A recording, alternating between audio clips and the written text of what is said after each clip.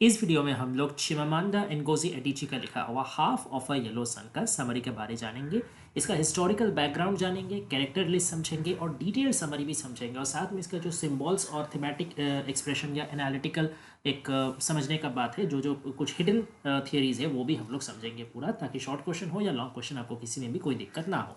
इस वीडियो का पीडीएफ आपको मेरे टेलीग्राम चैनल में मिल जाएगा। टेलीग्राम चैनल का लिंक मेरे यूट्यूब चैनल के डिस्क्रिप्शन में दिया हुआ है, वहाँ से आप लोग फ्री में ज्वाइन कर सकते हैं। वहाँ नोट्स सजेशंस मिलता रहता है, so you can join it. आइए वीडियो को शुरू करते हैं। सबसे पहले समझ लेते हैं कि ये पूरा जो एक नॉवल है ना, ये नाइजेरियन सिविल वॉर के ऊपर बेस करके लिखा गया है। ठीक है, 1960s का ज़माने पे ये सेट है, 1960s का नाइजीरिया में। और इसमें आपको काफ़ी सारा टॉपिक मिल जाएगा। ठीक है, इसमें आपको लव स्टोरी मिल जाएगी, इसमें आपको वार मिल जाएगा, इसमें आपको वायलेंस मिल जाएगा, इसमें क्रूएल्टी मिल जाएगा और इंडिविजुअल कुछ लाइफ स्टोरीज, प्लस एक पूरा सोसाइटी, एक पूरा कम्युनिटी, एक पूरा नेशन का हिस्ट्री को कैसे मैनिपुलेट किया जाता है, एक पूरा नेशन का स्टोरी को कॉलोनियलिज्म और रेशियल कल्चर कैसे बर्बाद करके रख देते हैं, कैसे उसको ट्रेजिडीज में तब्दील करके रख देते हैं, वो हम लोग को पता चलेगा। ठीक है, तो 1960s में ही जस्ट नाइजीरिया जो है ब्रिटिश कॉलोनियलिज्म से उसको आज़ादी मिले था, मुक्ति मिला था। लेकिन फिर क्या होता है कि 1966 में एक बहुत बड़ा इग्बो मैसाकर होता है, क्योंकि गवर्नमेंट में ही, नाइजीरियन गवर्नमेंट में ही एक कूप हो जाता है। जो कम्युनिटीज़ के अंदर झड़प होता है, एक तो नॉर्दर्न हौसा रहता है, उसका एक मेन कम्युनिटी, और इग्बो रहता है मेन कम्युनिटी। ये दोनों का अंदर झड़प हो जाता है, जिसकी वजह से कूप होता है। और फिर इग्बो पॉलिटिशियंस का, इग्बो जर्नलिस्ट का, इग्बो जितने भी फेमस फेमस पीपल हैं उनका क्या किया जाता है, उनका मैसेकर कर दिया जाता है, हत्या कर दिया जाता है। और यही घटना स्पार्क करता है क्या, सिविल वॉर का। इसको बायोफ्रन वॉर भी कहा जाता है। ठीक है, फिर 1967 से 1970 तक 3-4 साल लगातार ये बायोफ्रन वॉर चलता है। और बायोफ्रा कुछ नहीं है, नाइजीरिया का ही इग्बो कम्युनिटी का एक हिस्सा है साउथ वेस्ट का, जिसको रिपब्लिक ऑफ बायोफ्रा नाम दिया जाता है। वो सेसीड कर जाता है पहले नाइजीरिया से और फिर उसके अगेंस्ट वॉर शुरू कर देता है। लेकिन आखिरकार क्या होता है कि नाइजीरिया उसको बाहर का, मतलब ब्रिटिश का मदद से बहुत फोर्सफुली उसको कर्व कर देती है। बायोफ्रा हार जाता है और दोबारा नाइजीरिया का साथ मिलकर यूनाइटेड हो जाता है। लेकिन ये पूरा वॉर में है ना, बहुत ज़्यादा नुकसान होता है। तो ये वॉर का पूरा छवि आपको पूरा नॉवल मिलेगा। ये मैंने इसलिए बता दिया क्योंकि कैरेक्टर को समझने में, स्टोरी को समझने में आसानी होगा। अब टाइटल का भी बहुत महत्व है, समझ लेते हैं। Half of a yellow sun, ये एक्चुअली क्या है, ये बायोफ्रन फ्लैग का एक हिस्सा है। तो क्योंकि इसका टाइटल ही है half of a yellow sun, तो ये दो चीज़ रिप्रेजेंट करता है। एक तो ये बायोफ्रन फ्लैग को रिप्रेजेंट करता है, यानी कि बायोफ्रा और उसका स्टोरी, कैसे वो सिसीड हुआ, कैसे वो दोबारा मिल गया, कैसे उसका साथ इतने सारे Wars and violence and prejudice जुड़ी हुई है, वो कहानी एक उसका महत्व है। और दूसरा हाफ ऑफ ए, देखिए सन हमेशा क्या करता है कि एक ऑप्टिमिज्म को दर्शाता है, एक ब्राइटनेस को दर्शाता है, एक प्रॉस्पेरिटी को दर्शाता है, फ्यूचर होप को दर्शाता है। ठीक है, अब उसका अगर आप आधा देख रहे हो, इसका मतलब क्या कि ऑप्टिमिज्म तो है लेकिन पूरा नहीं है, आधा है। ब्राइटनेस, फ्यूचर, पॉजिटिव एनर्जी, सब चीज़ तो है, होप तो है, वाइवेसिटी तो है, लेकिन वो आधा है। बाकी आधा किस चीज़ से ढक गया है, अंधेरे से, क्रुएल्टी से, जेलसी से, नेगेटिविटी से। ठीक है, तो ऐसे मिक्स्ड टाइप के फीलिंग्स, मिक्स्ड टाइप का होप, और यही जो पॉजिटिव और नेगेटिव का मिश्रण है, यहीं से नॉवल का टाइटल आया है। ठीक है, अच्छा, अब चलिए कैरेक्टर लिस्ट को समझ लेते हैं। कैरेक्टर लिस्ट में सबसे पहले जो, जिसका पॉइंट ऑफ व्यू से ये पूरा कहानी बताया जाता है, one of the most important protagonist, that is Ugwu. ठीक है, ये एक पुअर बुश विलेज से बिलोंग करता है, एक इग्बो कम्युनिटी का लड़का है उग्वो। यहीं बड़ा होकर के आगे ओडेनिग्बो नाम का एक व्यक्ति है, जो हम लोग का दूसरा कैरेक्टर है, उसका घर में जाके ये काम करता है और फिर आगे चल के वॉर में हिस्सा भी लेता है। नेक्स्ट कैरेक्टर है ओडेनिग्बो, ये भी एक बहुत फेमस प्रोटैगनिस्ट है। ये एक मिडिल क्लास इग्बो है। ठीक है, ये इंटेलेक्चुअल भी है, इसके पास पैसा भी है। ठीक है, और इसका घर में जाकर के उग्वो काफ़ी, मतलब चमत्कृत हो जाता है कि इतना इसके पास अच्छा अच्छा चीज़ है। ठीक है, और ओडेनिग्बो बाय प्रोफेशन क्या है, वो एक मैथमेटिक्स का प्रोफेसर है और वो काफ़ी रेडिकल है। ठीक है, उसका पॉलिटिकल थिंकिंग रेडिकल है। उसका घर में काफ़ी ज़्यादा इंटेलेक्चुअल्स लोग आते हैं, पॉलिटिशियंस आते हैं, पोएट्स आते हैं, प्रोफेसर्स आते हैं, सब मिलकर एक साथ बातचीत करते हैं। ठीक है, आर्ग्यूमेंट करते हैं, लेकिन मतलब एक हेल्दी डिबेट होता है उसमें। तो इससे पता चलता है कि ओडेनिग्बो थोड़ा कल्चरल बेंड वाला आदमी है। ठीक है, थोड़ा सा पॉलिश्ड सोसाइटी को वो रिप्रेजेंट करता है और अपने ही अंदर, मतलब उसका अपना थिंकिंग रेडिकल है। ओके, फिर नेक्स्ट आता है ओलाना ओजोबिया और काइनिन ओजोबिया। ये दोनों ही सिस्टर्स है, ट्विन सिस्टर्स है। दोनों ही चीफ ओजोबिया की बेटियां हैं, जो कि बहुत रिच है। तो ओलाना और काइनिन, ये दोनों अपर क्लास इग्बो को बिलोंग करते हैं। जैसे ओडेनिग्बो मिडिल क्लास इग्बो और उग्वू पुअर क्लास इग्बो को रिप्रेजेंट करता है, वैसे ओलाना और काइनिन अपर क्लास इग्बो को रिप्रेजेंट करते हैं। ठीक है, तो ओलाना को प्यार हो जाता है किससे, ओडेनिग्बो से। बाद में ये दोनों एक दूसरे से शादी करते हैं, इन दोनों का एक बेटी भी होता है। ठीक है, और काइनिन जो है ये क्या होती है, ये देखिए ओलाना और काइनिन के बीच में भी थोड़ा सा एक कन्फ्लिक्ट चलता रहता है, क्योंकि ओलाना ज़्यादा खूबसूरत और ज़्यादा पॉपुलर है, काइनिन उतना खूबसूरत नहीं है। ठीक है, हालांकि वो लोग ट्विन सिस्टर्स हैं, लेकिन देखने में बिल्कुल अलग है। और काइनिन थोड़ी सी कम खूबसूरत भी है, और वो थोड़ा सा मतलब सार्कास्टिक वाला मिजाज का भी है। अब नेक्स्ट आ जाता है रिचर्ड चर्चिल। ये एक इंग्लिश एक्सपैट्रिएट है। ठीक है, इसका मतलब है कि ये बिलोंग तो इंग्लिश मैन से करता है, ये ब्रिटिश प्रजनी है इसका, लेकिन ये आकर के नाइजीरिया में रहता है, और यहाँ का कल्चर, यहाँ का आर्ट वर्क, यहाँ का आदमी इसको काफ़ी पसंद आ जाता है। ठीक है, हालांकि इसका बाकी जो वाइट दोस्त है वो कलोनियलिस्ट वाला मनोभाव ही रखते हैं कि ये लोग हम लोग से इन्फीरियर है, ये लोग हम लोग के कलोनियल प्रजा है, हम लोग राजा, ये मनोभाव रखते हैं। लेकिन रिचर्ड काफ़ी अच्छा व्यक्ति है, वो ऐसा नहीं सोचता, वो अच्छा इंसानियत वाला आदमी है। और प्लस रिचर्ड का एक और बहुत बड़ा परिचय है कि वो काइनिन का लवर है। ठीक है, और काइनिन का प्यार में वो क्या करता है, ये जो रेशियल, ये जो कलोनियल वाला बाउंड्री है, ये क्रॉस करके ये ह्यूमैनिटी का लेवल में पहुंच जाता है। ठीक है, तो ये सारे हैं मेजर कैरेक्टर्स। अब माइनर कैरेक्टर्स भी ढेर सारे हैं, अब जैसे जैसे स्टोरी आगे बढ़ेगा वैसे वैसे उनके साथ परिचिति होता रहेगा। ये 5 मेजर कैरेक्टर है। ठीक है, आइए अब मेन स्टोरी का डिटेल समरी की तरफ बढ़ते हैं। तो कहानी शुरू होता है उग्वू से। उग्वू के बारे में आपको पता ही है कि एक पुअर इग्बो कम्युनिटी का लड़का है जो कि बुश विलेज से आता है, उसका नाम है ओपी। देखिए ये जो छोटा छोटा डिटेल्स में बता रहा हूँ इसको ध्यान रखिएगा, इससे शॉर्ट क्वेश्चन आ सकता है। ठीक है, तो ओपी नामक बुश विलेज से आता है उग्वू। अब वो कहाँ जाता है, वो इनसुक्का नाम का एक जगह है, नाइजीरिया का शहर है, उसके जो रहने वाले maths professor, radical political activist, क्या नाम है याद है ना, ओडेनिग्बो, उसका घर में वो हाउस बॉय का काम करता है। ठीक है, अब हाउस बॉय का काम करते करते उसको क्या, वो काफ़ी सारी चीज़ देख के चमत्कृत हो जाता है कि इतना पैसा है इसके पास, इतना सारा सामान है, कभी हम देखे नहीं हैं, तो काफ़ी इम्प्रेस्ड हो जाता है। और धीरे धीरे ओग्वू का एक बहुत खासियत है, वो उसके पास नेचुरल स्किल्स बहुत ज़्यादा है, वो कोई भी काम को बहुत बखूबी से देख के समझ लेता है और सीख लेता है, तो काफ़ी एक्सपर्ट आदमी वो है। तो धीरे धीरे रहते रहते क्या होता है, वो बहुत अच्छा कुक बन जाता है, खाना बहुत बढ़िया वो पकाता है। ठीक है, अब नेक्स्ट यहाँ पे ओलाना का डिस्क्रिप्शन दिया जाता है कि जो रिच नाइजीरियन चीफ है, ठीक है, जो ओजोबिया चीफ है, उसकी बेटी है ओलाना, शी इज़ वेरी ब्यूटीफुल। ठीक है, उसके साथ वो ओलाना इंप्रेस रहती है किसके साथ, ओडेनिग्बो के साथ। क्यों, उसका कॉन्फिडेंस की वजह से, क्योंकि ओडेनिग्बो एक तो इंटेलेक्चुअल है, दूसरा वो स्ट्रांग है, तीसरा वो बहुत कॉन्फिडेंट है, कोई भी टॉपिक में वो बहुत कॉन्फिडेंटली बात करता है और दूसरे को कन्विंस करने का क्षमता उसके अंदर है। खास करके इंटरनेशनल पॉलिटिक्स में वो काफ़ी ज़्यादा दिलचस्पी भी रखता है, और उसमें अपना एक जो कमेंट है या रिमार्क है, अपना एक थॉट है, उसको भी वो मतलब ज़ोरदार से रखता है। और प्लस उसका घर में तो मैंने आपको पहले ही बताया कि डिबेट्स होते हैं जिसमें पॉलिटिशियंस आते हैं वगैरह वगैरह आते हैं, तो ये सब चीज़ ओलाना को काफ़ी अट्रैक्ट करता है, तो ओलाना उसका प्यार में पड़ जाती है।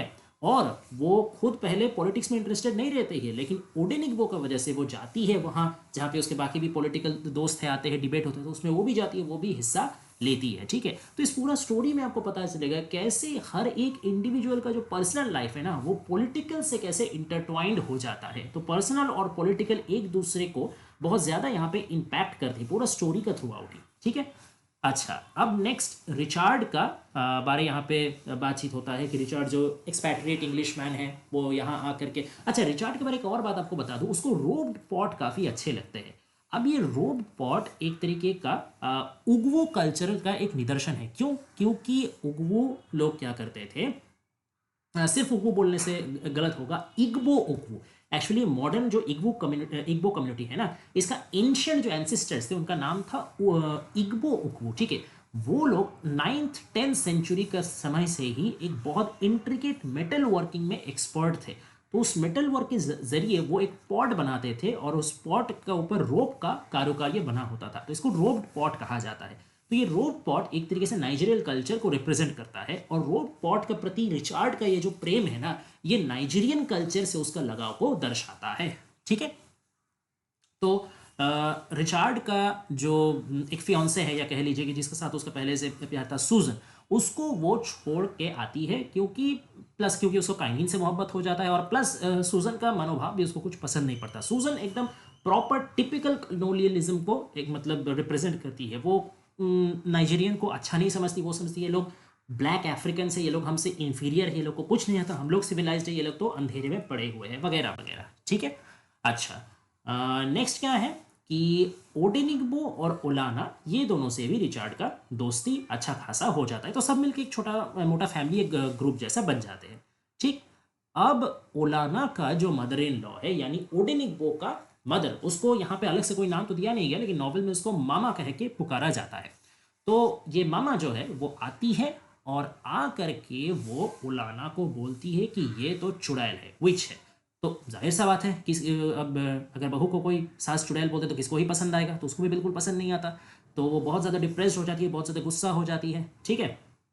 तो बाहर चल जाती है। अब इस बीच में क्या होता है कि वो मामा यानी उसका मदर, ओटेनिको का मदर, अपना एक हेल्पर है, उसका नाम है अमाला। तो अमाला को लेकर के वो आ जाती है और अमाला को कन्विंस करती है कि तुम एक काम करो, उस चुड़ैल से मेरे बेटा का पीछा छुड़ाओ, तुम उसको कैसे भी करके अपने जाल में फंसा लो, ताकि तुम्हारे साथ कंसीव करके उसका एक बेटा हो, कोई भी एक बच्चा हो जाए, तो उस बहाने में इसको छुड़ा दूंगी। तो ये सब मतलब प्लान चलते रहता है। अब अचानक से सीन क्या होता है, शिफ्ट हो जाता है, फास्ट फॉरवर्ड हो जाता है। ये पूरा नॉवल में आपको कहीं बार टाइम ट्रैवल देखने को मिलेगा, यानी अभी का ज़माने का बात करते करते अचानक से 10-15 साल आगे आ जाएगा, फिर 10-15 साल आगे का बात करते करते थोड़ा देर बाद फिर से पीछे आ जाएगा। तो ऐसे टाइम में बैकवर्ड एंड फॉरवर्ड मूवमेंट होता रहेगा। ठीक है। तो अभी फास्ट फॉरवर्ड होकर कहाँ चल जाता है, कुछ साल बाद, जहां पे नाइजीरियन गवर्नमेंट ऑलरेडी ओवरथ्रो हो चुका है और सिविल वॉर स्टार्ट हो चुका है, जिसके बारे में मैंने पहले ही बताया कि नाइजीरियन सिविल वॉर जो 1967 से 70 तक चला था वो शुरू हो चुका है, उसका पूरा माहौल बन चुका है। जो नॉर्दर्न हौसा टीम था, मैंने पहले भी आपको बताया था, दोबारा बता देता हूँ कि जो 3-4 कम्युनिटी है जो पूरे नाइजीरिया में सबसे ज़्यादा मतलब डोमिनेटिंग है। ऐसा तो देखिए लगभग 300 से भी ज़्यादा अलग अलग एथनिक ग्रुप मिलाकर के नाइजीरिया बना है, लेकिन 3-4 कम्युनिटी उसमें सबसे ज़्यादा महत्व रखते हैं। एक है योरूबा, एक है इग्बो और एक है नॉर्दर्न हौसा।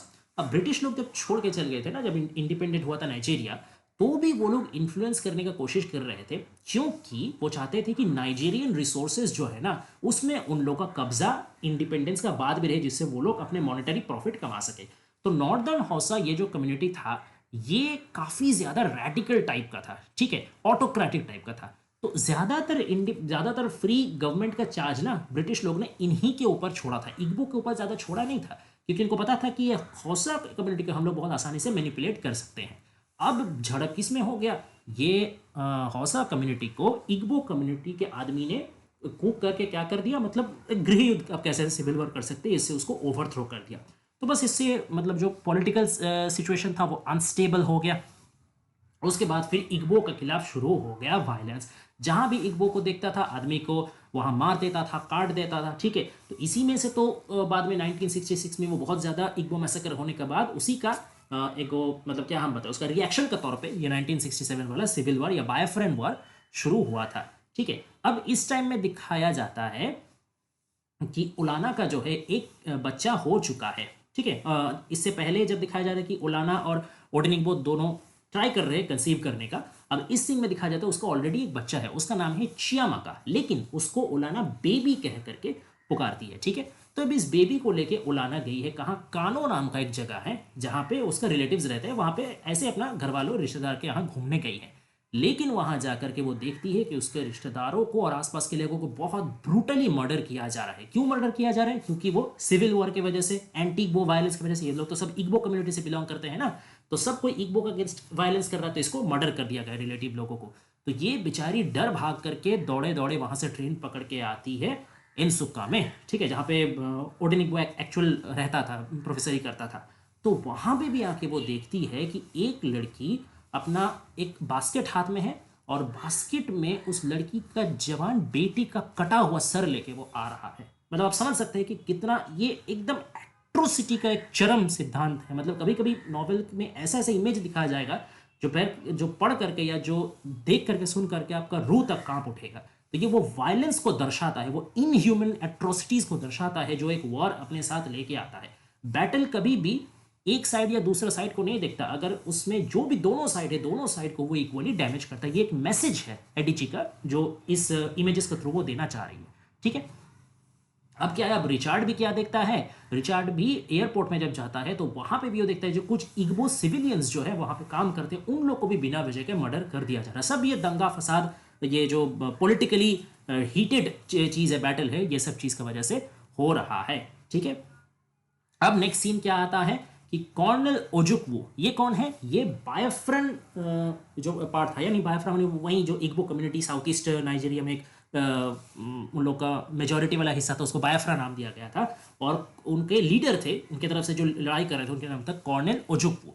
तो वो बोलते हैं कि साउथ वेस्ट नाइजीरिया में क्या होगा, जो सारे इग्बो कम्युनिटी के मिला जुला हिस्सा है साउथ वेस्ट में, वो अलग हो जाएगा, उसका नाम होगा द रिपब्लिक ऑफ बायोफ्रा। वो नाइजीरिया से सिसीड कर जाएगा और अभी से वो अपने हिसाब से चलेगा ताकि कोई उस पर अटैक नहीं करे, कोई उसमें सिक्योरिटी और पीसफुलनेस से रह सके। लेकिन क्या दिक्कत हो गया कि जैसे ही बायोफ्रा अलग हो गया, नाइजीरिया ने बायोफ्रा के खिलाफ जंग का ऐलान कर दिया, और इस जंग में नाइजीरिया का साथ दिया था किसने, रशिया ने और ब्रिटेन ने। तो काफी घमासान लड़ाई शुरू हो गया, और इस लड़ाई से खुद को बचाने के लिए, क्योंकि ज्यादातर तो एंटी वो वायलेंस हो रहा था, और हम लोग का स्टोरी में, नॉवल में जितने भी कैरेक्टर्स हैं मेन में, आप ओडेनिक बो पकड़ लीजिए, उग्वो पकड़ लीजिए, ओलाना पकड़ लीजिए, या आप काइनिन को ही पकड़ लीजिए, सब तो इग्बो से बिलोंग करते हैं। तो और मजे की बात एक बता दूं, ये जो राइटर है ना एडिची, ये खुद भी इग्बो ग्रुप से बिलोंग करती है, और इनके जो पेरेंट्स थे इन्होंने फर्स्ट हैंड एक्सपीरियंस झेला है सिविल वॉर का। तो ये जाहिर सा बात है कि बायोफ्रा या इग्बो कम्युनिटी का व्यू पॉइंट से ही वो ज्यादा दर्शाएगी कि क्या क्या दहशत उन लोगों के साथ हुआ है। ठीक है, तो ये सब दहशत से, खून खराबा से खुद को बचाने के लिए क्या करता है, ओटेनिग्बो, उलाना, उनके बच्चे, वो जो बेबी और उग्बो, ये चारों एक साथ माइग्रेट करते हैं कहाँ, दो शहर में, एक है द सिटी ऑफ अब्बा और एक है सिटी ऑफ उमुआहिया। ठीक है, तो ये दोनों शहर में वो लोग माइग्रेट कर जाते हैं। अब जैसे जैसे वॉर आगे बढ़ते जाता है ना, सिचुएशन और भी बद से बदतर हो जाता है, खाना का कमी हो जाता है, पैसा का कमी हो जाता है, रहने का जगह का कमी हो जाता है, और वायलेंस बढ़ते जाता है, सिक्योरिटी का कोई नामो निशान नहीं रहता है। यहाँ पे एक सीन में दिखाया जाता है कि ओडेनिग्बो और ओलाना का ऑफिशियल मैरिज हो रहा है। देखिए, बच्चा भले वो लोग का पहले हो गया, लेकिन वो लोग कभी भी ऑफिशियली सोशली मैरिज नहीं किए। तो अब ये लोग इस घमासान चारों तरफ के सोचे थे कि ठीक है, एक कम से कम एक ही खुशी का मुहूर्त मिल जाए, हम लोग ऑफिशियली सोशली मैरिज कर लेते हैं। तो उस रिसेप्शन में भी क्या हो जाता है, एयर रेड पड़ जाता है। ठीक है, और एक चीज़ यहाँ पे और भी दिखाया गया कि नॉवल में जैसे ही मतलब डिस्क्रिप्शन दिया जा रहा है ये लोग का, कैरेक्टर्स का, लाइफ्स का, बीच बीच में एक किताब का कुछ कुछ हिस्सा बार बार दे करके इंटरप्ट किया जा रहा। उस किताब का नाम है the world was silent when we died. ठीक है, ये किताब का नाम बहुत ध्यान से याद रखिएगा, क्योंकि नॉवेल का अंत तक आते आते हम लोग को पता चलेगा कि नॉवेल का ही एक कैरेक्टर ने इस किताब को लिखा था, वो अंत में पता चलेगा। लेकिन ये बहुत इंपॉर्टेंट है, शॉर्ट क्वेश्चन पे ध्यान रखिएगा। ये किताब में जो पॉलिटिकल फैक्टर्स जो काम करती है ना, उसके बारे में बताया गया है, और बीच बीच में इसका कमेंट्री किया गया है। ठीक है, अब कहानी वापस फ्लैशबैक चल जाता है कुछ साल पहले, जब अर्ली 60s के टाइम में, जब मतलब ये वॉर एकदम प्रॉपर पीक में नहीं आया था तब। अब यहाँ पे दोबारा वो सीन दिखाया जाता है जहाँ पे ओलाना लंदन जाती है कुछ दिन के लिए, और उस वक्त अमाला याद है ना कि हेल्पर, मामा का, ओडेनिग्बो का मॉम का हेल्पर जो ला करके वो उसको प्रेग्नेंट करने की कोशिश करती है, तो वही अमाला को लेकर वो आती है, और अमाला उसके साथ ओडेनिग्बो को सिड्यूस करता है, और दोनों मिलके एक साथ मतलब सेक्सुअल रिलेशनशिप स्थापन करते हैं, जिसकी वजह से अमाला प्रेग्नेंट हो जाती है ओडेनिग्बो का चाइल्ड से। ठीक है, फिर ये पता चलता है ओलाना को, तो आकर के बहुत झमेला होता है, और एक दिन ड्रिंक करके ओलाना भी क्या करती है, रिचार्ड को सिड्यूस कर लेती है। याद है ना रिचार्ड कौन है, ओलाना का जो ट्विन सिस्टर है काइनिन, उसका बॉयफ्रेंड रिचार्ड। तो ये रिचार्ड भी जाहिर सा बात है ओलाना का साथ मतलब सेक्सुअल संपर्क स्थापन कर लेता है। तो यहाँ पे एक बिट्रेयल का थीम आ जाता है। ठीक है, आप एक चीज ध्यान रखिएगा, ओलाना और काइनिन, ये जो दोनों सिस्टर है ना, ये एक तरीके से नाइजीरिया और बायोफ्रा को रिप्रेजेंट करता है। जैसे बायोफ्रा और नाइजीरिया एक ही जिस्म का दो दो हिस्सा है, एक ही नेशन का दो पार्ट है, बस कॉलोनियल या कल्चरल कोई भी डिफरेंस की वजह से, कोई भी हीट की वजह से दोनों अलग हो गए थे और अंत में जाके दोबारा मिल गए थे। वैसे ये दोनों बहन भी एक ही है। जैसे जैसे वो लोग आगे बढ़ते जाते हैं, उनका जिंदगी आगे बढ़ती जाता है, डिफरेंट डिफरेंट कारण की वजह से, जिसमें सबसे बड़ा कारण ये है कि ये जो धोखाधड़ी, एक ने दूसरा हस्बैंड के साथ सोता है, तो इस वजह से दोनों में रिफ्ट आ जाता है और दोनों एक दूसरे से अलग हो जाते हैं। हालांकि नॉवल का अंत में फिर दोनों मिल जाएंगे। ठीक है, तो वैसे ही रिचार्ड और ओलाना दोनों ही अपने अपने पार्टनर को बिट्रे करके एक दूसरे के साथ सेक्सुअल रिलेशनशिप स्थापन करते हैं और आगे चल करके क्या होता है कि ओलाना बोलता है कि इसके बारे किसी को बताना नहीं, वो रिचार्ड को बोलता है कि काइनिन को पता ना चले।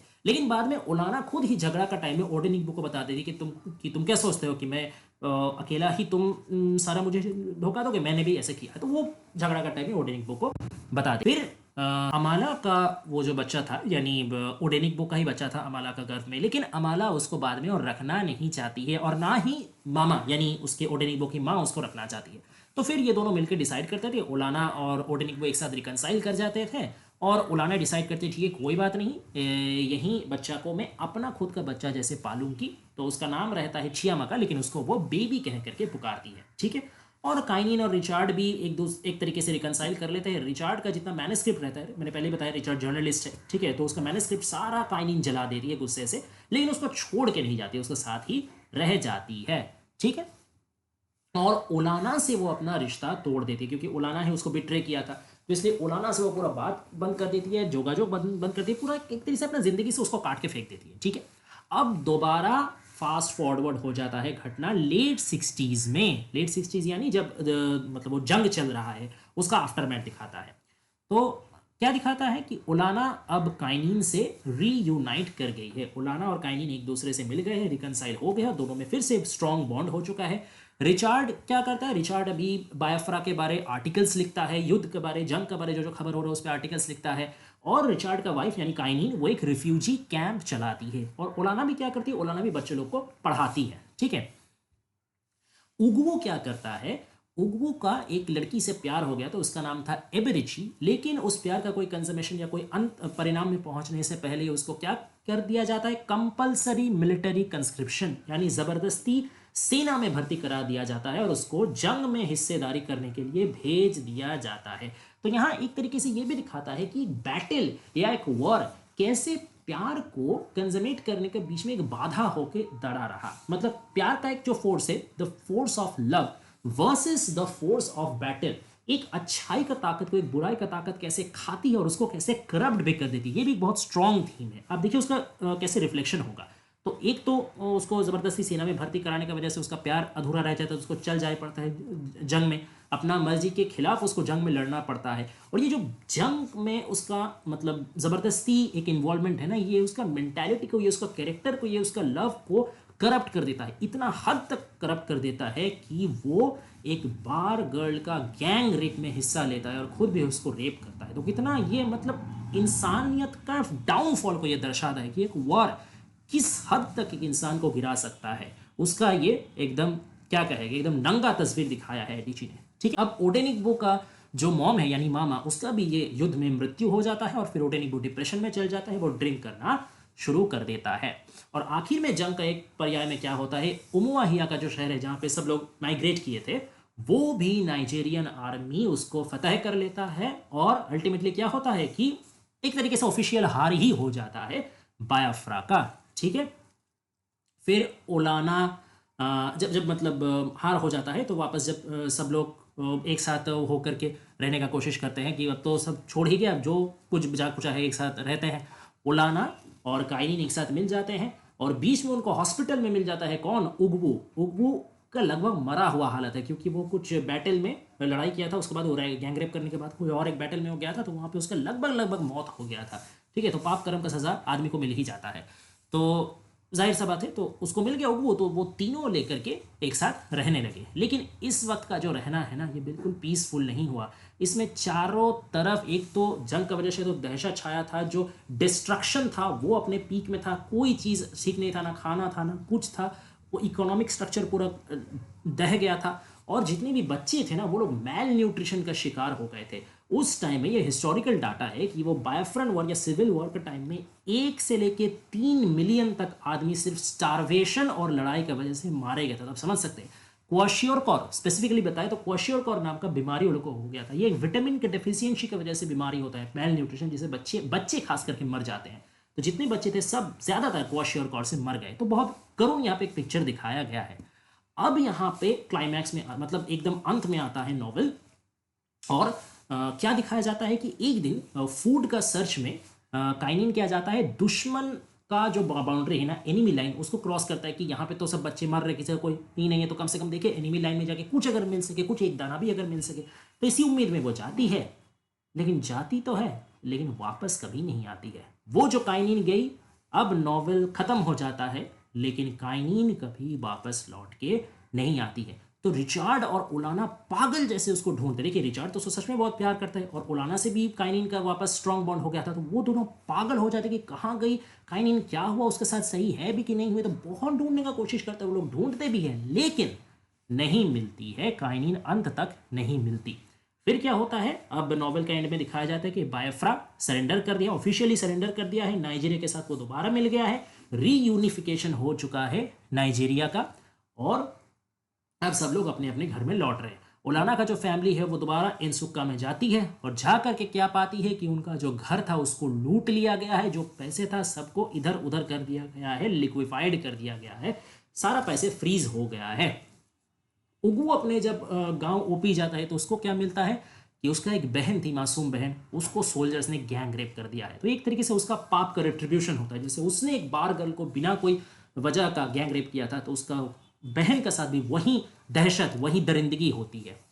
अब उगवो क्या करता है कि अपना ये जो डिप्रेशन है, ये जो एक तरीके के उस पर साइकोलॉजिकल प्रेशर है, उसको रिलीज करने के लिए अपना एक्सपीरियंस को लेकर के वो एक किताब लिखना शुरू करते हैं। उस किताब में वो सारा चीज़ लिखता है, और फाइनली ये रिवील होता है कि वही किताब का नाम है the world was silent when we died. याद है ना, ये किताब बीच बीच में इसकी किताब इंटरप्ट कर रहा था नॉवेल को, तो ये उगवू का ही लिखा हुआ किताब है, उगवू का ही एक्सपीरियंस है, जो वो बीच बीच में बार बार करके बता रहा था। और इसका कारण भी यही है कि बार बार ये रिमाइंड कर देना कि एक वॉर, एक पॉलिटिकल साजिश, एक पॉलिटिकल जो आप कह लीजिए वायलेंस, ये कैसे आदमी का पूरा जिंदगी में बार बार अपना साया, बुरा काला साया बन रहा था। इसका सबसे बड़ा उदाहरण, सबसे बड़ा निदर्शन यही है। लेकिन काइनीन का गुम हो जाना वो मिस्ट्री ही रह जाता है, और वो कभी लौट के नहीं आती है। ठीक है, तो ये था पूरा समरी। आशा करते हैं आपको पसंद आया होगा। अगर वीडियो अच्छा लगे तो लाइक, कमेंट और सब्सक्राइब कर लीजिएगा।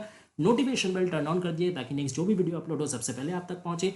और ऐसे कोई भी और पोएम, नॉवेल, ड्रामा या ऐसे कोई भी चीज़ में मदद का दरकार होगा, प्लीज़ कॉमेंट डाउन कीजिएगा, हम लोग उसमें जल्दी से जल्दी वीडियो बना के डालेंगे। Thanks for watching guys, please stay